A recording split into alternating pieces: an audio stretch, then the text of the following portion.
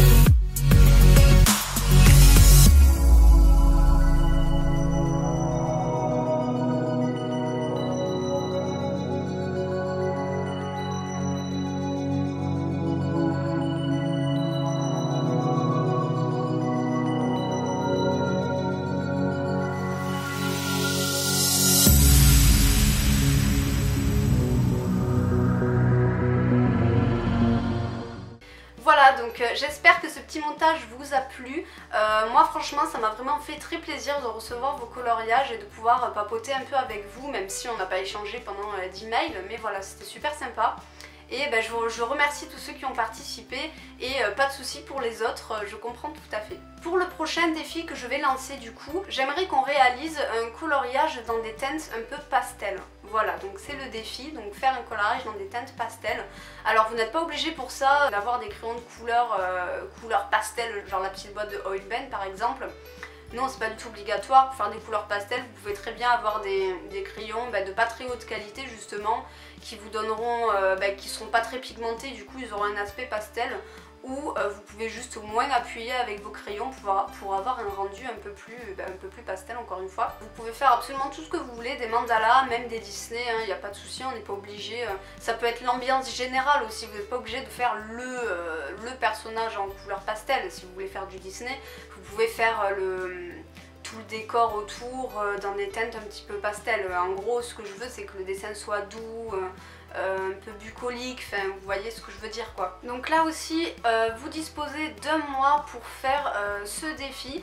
Donc là moi je tourne aujourd'hui, nous sommes le 6 avril, mais honnêtement je pense pas qu'elle sera postée aujourd'hui, donc on va dire que je vous laisse jusqu'au 8 mai, voilà, parce que je sais pas si je vais la poster le 7 ou le 8, on verra bien.